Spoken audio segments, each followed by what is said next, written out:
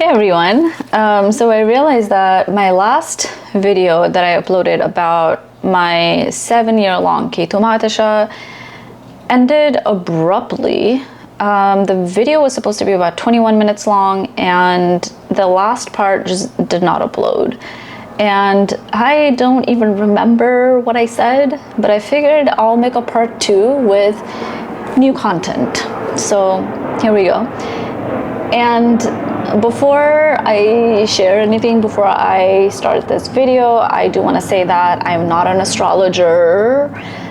This is not my profession. This is not what I do, so I cannot offer any sort of remedies or whatever, or even speak about anything else other than Ketu, because the Ketu time period was just such a transformation in my life and so profound that like I am shaped by it. So I really have no interest in understanding Jupiter or anything else other than just Ketu. And you know, I was even born in Saturn Ketu, so maybe that's why like my fascination with this time period is I'm still fascinated even though I'm no longer actively in Ketu Mahadasha. I think it's just like a so part of me. Okay, so once again, let's talk about it. But I also want to say that this is also my personal experience that I'm sharing. This is not from an astrology book. This is not dogma. This is not religion. This is just something that I personally went through, and I'm sharing in the hopes that you might watch this and it's going to add a little something to your life, add a little something to your journey that you're going through right now, because it's tough. I hear you. It is tough. So I want to start with saying, number one, pay attention to that quiet whisper or that quiet voice that you start hearing when Ketu Mahadasha starts. And I will share a little bit of a personal story to make my point a little clear. So my Ketu time period started in 2018, and I did not really feel it until 2021. Now that's a really long time, right? That's 3 years to go without even knowing that you're in this spiritual time period. Now, like, there might be a different type of explanation from astrology. And they might say, oh, where was it different? The dasha was different, or you didn't feel anything because your dasha was pretty fine up until this time. That's not relevant, because once again, I'm not an astrologer. I'm trying to understand this from a different point of view. So I think the reason that I didn't feel it until 2021 is because I'm really good at compartmentalizing. Now, in psychology, compartmentalizing is a coping skill that we have where we put aside certain emotions, right? We in like little compartments in order to focus and live our lives and do the things that we need to do, show up to jobs, take care of kids, yada, yada, yada, right? And it's extremely handy because we all need it sometimes, right? You can't afford to fall apart every time something happens because you still have to show up to your job. You still have to take care of your kids if you have them. You still have to feed them, all of that. But just like any coping skill, compartmentalizing also cannot be overutilized. If you overutilize it, it falls apart. It no longer works. And in 2018, like around that time, I remember feeling extremely empty. I remember feeling drained. I remember feeling like the path that I was on was not my path. What I was doing at that time was I was creating on social media. I was, quote unquote, an influencer, or that's what I wanted to be. I knew there's a faint voice within me that was like, this is not who you are. The content that you're creating on social media, the type of audience that's following you, that's not who you are, that's not your path. But once again, I get so driven. I get so like blindsided. I when it comes to goals and achieving what I want to achieve, I don't see left or right, or I used to. Like, this is in the past. And I would bulldoze through anything, right? My own feelings or whatever, in order to achieve what I needed to achieve, in order to do what I needed to do. I was that person that it didn't matter what happened. I got up in the morning, went to yoga, went to the gym. I was so disciplined with being in shape, looking a certain way. Like, none of that is bad, don't get me wrong, but the intention behind it is not right. The intention behind it is what eventually will not sustain you. It's not sustainable. When your intention is you need to achieve something at all cost because your sense of self is dependent on what you achieve or don't achieve. In simple words, you don't love yourself until you achieve something. That's as plainly and simply as I can put it. And yeah, I was that person. My self-worth, my sense of self really depended on what I was going to achieve. I was out to prove something. And yeah, like, the funny thing is, I actually got a lot of success in the beginning of my Ketu time period. I don't know what happened. I started my Instagram following with literally one follower. It jumped to 300,000. I had articles that were written about me. I had producers contacting me to do music. Yes, I even did music. It's on Spotify. I forgot all about it. Don't listen. Or listen, go check it out. I don't care. But my point being, I was actually getting everything that I wanted. Like, literally everything. My Instagram got verified. Now, if you remember, back then, and now I think you can pay for it, right? But back then it was a pretty big deal for just like an influencer to have their Instagram be verified. And that just happened overnight, and I was like recording music with this Emmy nominated record producer. It felt like incredible. But at the same time, I was so detached with myself.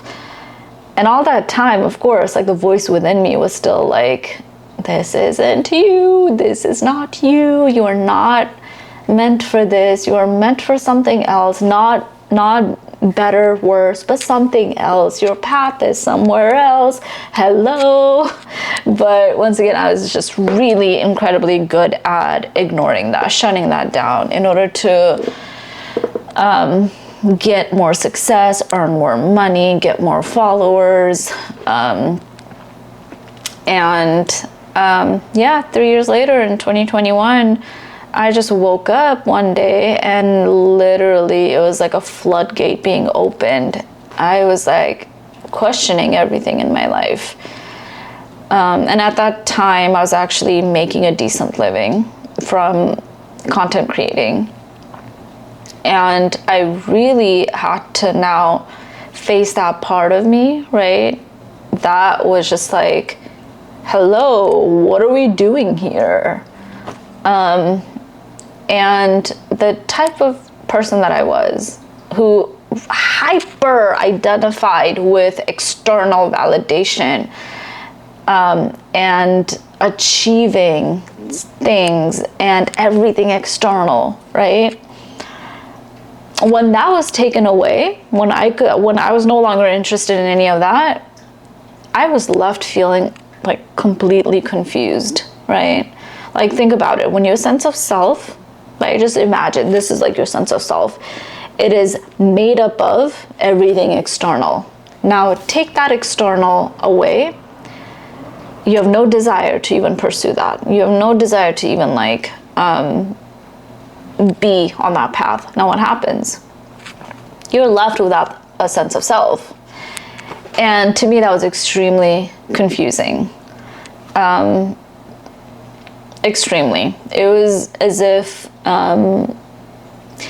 it was like being in a dark room and I couldn't find the light switch, because I was so driven by the external. I was so driven by who I wanted to be in terms of how people perceived me, right? Like, let me say that again. I was driven by who I wanted to be in terms of how people perceived me, not who I wanted to be for myself, but more so how people perceived me. And Ketu was like, no, my child, we're not gonna live our life like that. You're not meant to live your life like that, because it's not in alignment. And so it was extremely difficult to actually sit down and pay attention to that. And so of course in that you can call, you can say what I experience, what people call mental health struggles, right? Like when you're confused, when you don't know what you want to do with your life, that could be depression. I'm not going to say I was clinically depressed in that sense, because we have to be careful how we use that term. Clinical depression is, I mean, there are diagnostic criteria that you have to meet. For me, of course, like I had depressive symptoms, but I wouldn't say it was clinical depression. But it was extremely difficult to now have to navigate through that.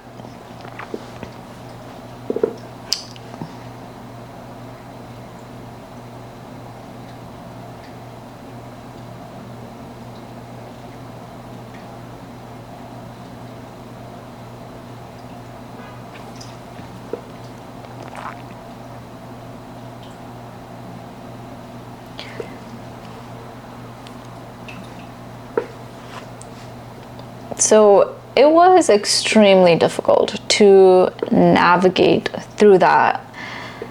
And the way, I'm going to talk about the way out of it, right? And this is something that I've learned from the Bhagavad Gita, and I'll share with you. First of all, you got to acknowledge it. First step, you got to acknowledge it. You got to vent, complain, whine, journal about it. It's okay. Create a YouTube video, share, go to therapy, talk about it, journal about it. I remember I would go through like pages and pages of journal, just like whining, venting, complaining. Well, that's how we understand sometimes, and it's okay. You have to allow yourself that. And the next step would be action. Like, what are you going to do about it? That will be ultimately your saving grace, what you do about it, right? And so what I learned from the Bhagavad Gita is that Krishna lets Arjuna whine, complain. He's like, why am I even here? Why am I in this battlefield right now? Those are my cousins. Like, why do I have to shoot this arrow at them? Like, poor cousin, poor uncle, my blind uncle. Why do I have to do this? He complains, he whines, like until there's no tomorrow. And then Krishna listens, right? He's an incredible therapist. He's holding space. He's like literally holding space for all of Arjuna's confusion and pain and whatnot. And eventually Krishna is like, okay, but you still have to do something. And that's my point. In Ketu Mahadasha, it might seem like your options are very limited. Yes, they are. Like you will not be walking around with like 10 different options in front of you, right? But you're still gonna have to act. Think about it. Arjuna, he was extremely limited. First of all, he was in a battlefield. It was either shoot his cousin or be shot at, right? Those were his only options, or maybe flee the battlefield. Maybe he had a third option, right? Those are very extremely limited options in the confinement of a battlefield where time is ticking away and the other side is literally just standing there waiting for him. It's like, what are they doing right now? Can we just start this battle? Can we just like shoot at each other and get it done with? But he still had to act. So if Arjuna had to act, like, what, you are no different, my friend. Like, you are no exception. You're still gonna have to live your life. You're still gonna have to act. But here's what I'll say: do it with intention. Do it with intention. Don't let right, like astrology or like anything like pull you in different directions like you're a puppet. At the end of the day, you still have free will. You still have so much control, and that is God-given. God gave you that. In the Bhagavad Gita, even Krishna says, God does not interfere with karma. Karma is the fruit of karma is a person's doing. You are entirely responsible for that.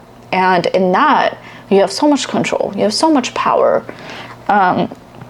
Decide with intention what you want to do. And once again, I'll share my personal story if it helps anybody. I decided to go to school to study clinical psychology. Now, I've said this before in my other video. If somebody would have told me when I was a content creator that I would actually go to graduate school to study clinical psychology, I would just literally I would have looked at them and been like, you have lost your mind. That is not me, that's not my path, whatever. But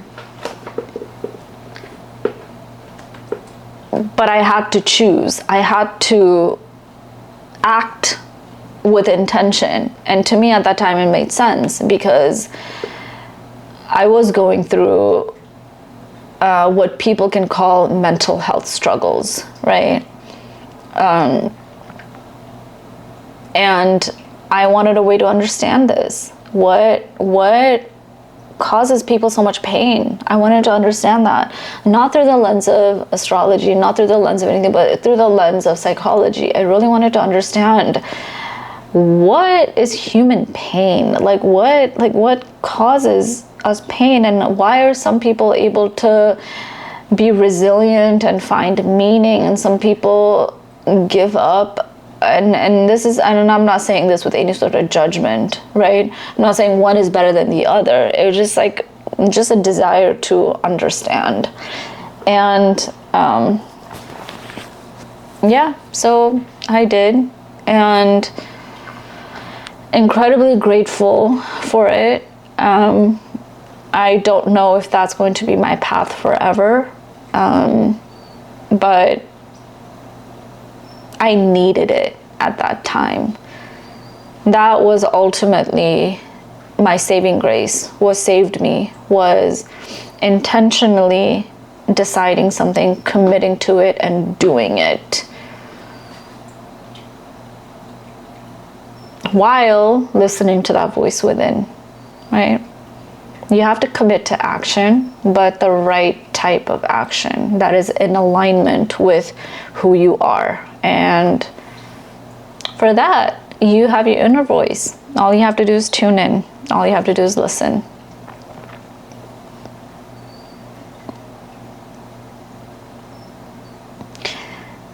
So even though helplessness can set in, right? Like if you're trying like so many different things and nothing works out, that seems so logical, so linear, that you try, nothing works out, you become hopeless, and then you give up. It seems like a linear path, right? And that's where Krishna says, no. He says, rely on me. That's what God says, right? And I think I talked about this in my previous video, that there's an internal world, there's an external world, and then there's the world of God. sometimes when our external world kind of falls apart, right? Nothing is what we want. Like our job is not what we want. Our relationships are kind of crappy. And we're just like, whatever. Then we just tune into our internal world, kind of go within, spend time by ourselves, be a hermit, and it's still fun. But when your internal life is also chaotic, right? You literally can't sit with your own thoughts because you're so confused. Well, God says, just lean on me. So, lean on God, but at the same time, continue to act. Don't stop acting. Don't stop performing action. Yeah. And this, once again, also reminds me of that the most famous saying from the Bhagavad Gita, that if anybody has never read the Bhagavad Gita, they might still know of this phrase, which is, you're entitled to your actions, not the fruit of your action. As in, you can only control what you do, you don't control the result of it. I think Ketu is the biggest teacher of that, because guess what? 99, I mean, I can safely say 99, but let's not be that dramatic. So 90% of the time, even though what I wanted to do really did not work out, I could not stop performing action. I could not stop doing. And I really had to learn how to let go of being so fixated on the result. And here's the truth. If you are the type of person who is not so fixated on the result, you're gonna have an easier time with Ketu Mahadasha. But if you are like me, if you are someone who is extremely attached to results, right? Because guess what? Results bring you validation. Results bring you approval, admiration. People finally love you. Whatever's lacking within you, they fulfill it. If you're that type of person who is very results oriented and is really fixated on what you're going to get out of something, right? Or what it's going to get you or what you're going to achieve, there is going to be friction. There's going to be friction in this time period for you. And I think the solution here is to really learn how not to focus so much on the results. And here's the truth. I listened to a little bit of that part in the Bhagavad Gita. The part where Krishna says you are entitled only to your action, not to the fruit of your action. Well, he explains, and later on he also says, God also does not interfere with what result someone gets, right? That's karma. Karma is the result of your action, right? Krishna says, I don't interfere. No, I don't interfere with that what you get out of something. That's all you're doing. That's all you. So he doesn't necessarily say that results don't happen. All he's saying is don't focus on it. That's it. Don't focus on it. Doesn't mean results are not going to happen. Results are going to happen. That's almost like karma, right? Like cause and effect. Like you do something, something else happens. All he's saying is like, don't be fixated on it. And I think I have learned that lesson 90%. I want to say 90% because I am a human being, and I think human beings are so greedy. We are so greedy. We want what we want. And don't let go of that. I think it's okay. I think having desires, having whatever, even if it's like materialistic desires, right? I think it's okay. Just don't let it control you. Don't let that be your identity. That's not who you are. you are not your job, you're not your car, you're not your house, you're not even your relationships. But it's okay to give importance to all of those things. Yeah.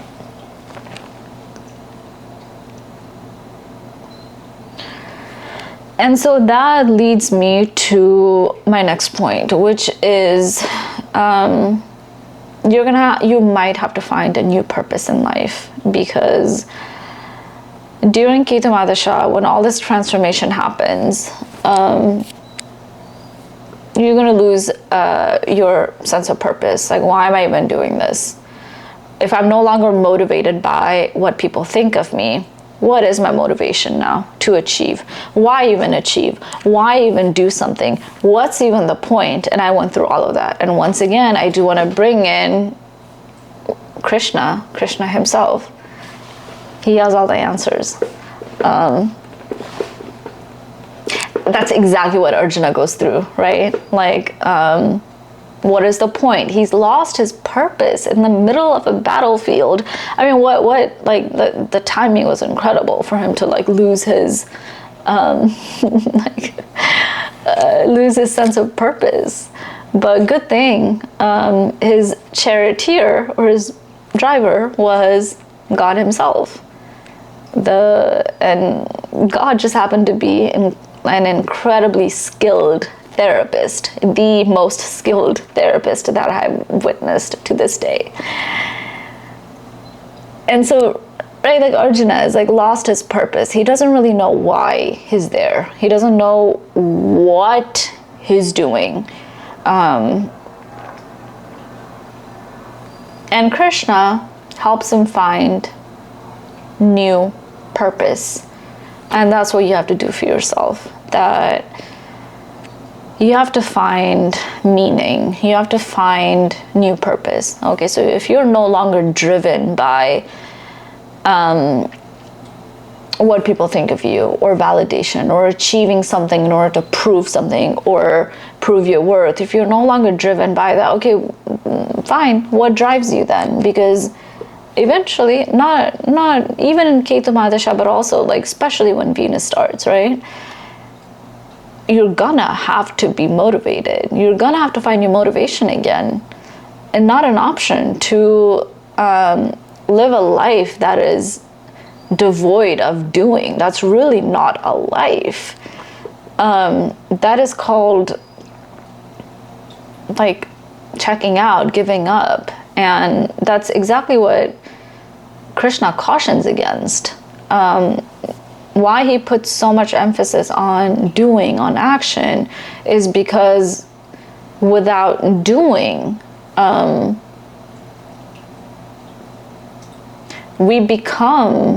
we are rendered helpless. In doing is where our power lays.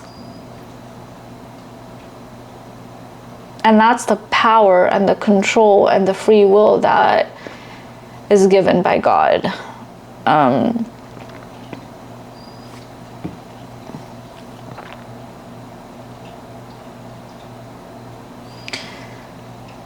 So yeah, do everything that you can. And listen, like I might be biased because I did go to school to study clinical psychology and I am a therapist. And I think therapy is wonderful. I love what I do.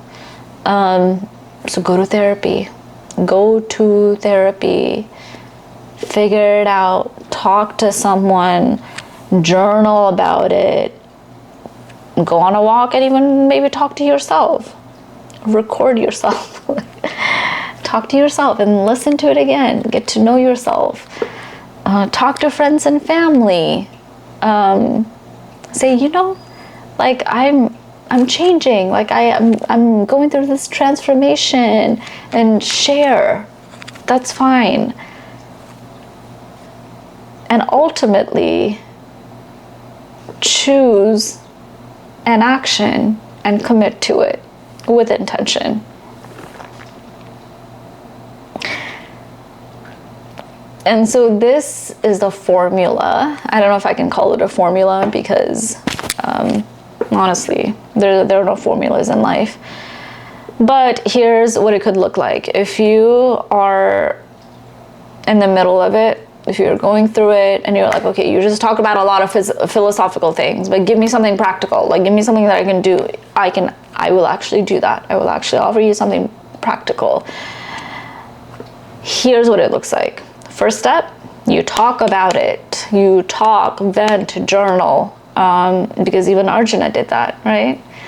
In the middle of a battlefield, he whined, he complained, he contemplated, he questioned, he processed, he did everything. And you have to allow yourself to do that. Allow yourself the space to talk, journal, share, right? And then find something that you can commit to. It doesn't have to be now going to grad school, right? That was just my journey, and that was just one example.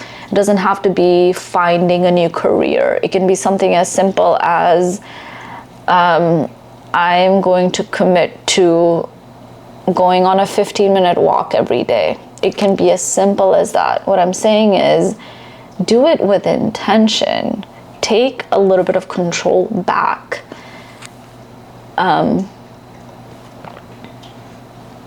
So it can be anything as long as you do it with intention. It doesn't have to be something big.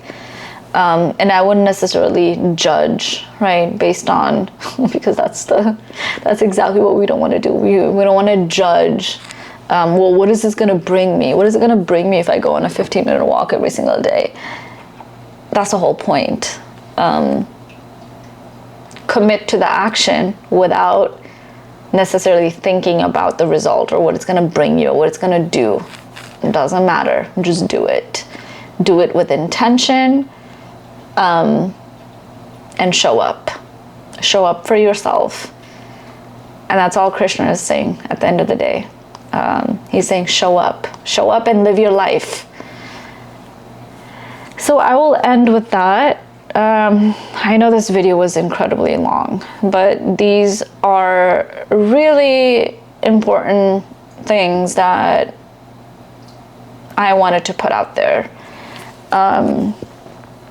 And this isn't necessarily my cup of tea. I don't really post on social media that much anymore. And the last thing that I want to do is share my personal life online or even my struggles or what I learned. That is sometimes that's the last thing that I want to do. But I also know that some things are way bigger than us, and I don't have to understand it in order to show up, right? Once again, show up.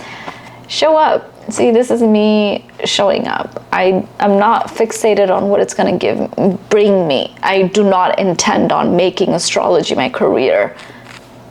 That's not my path. I don't intend on gathering huge following, or being like the Ketu spiritual leader who knows all about Ketu Mahadasha. I don't intend on doing that.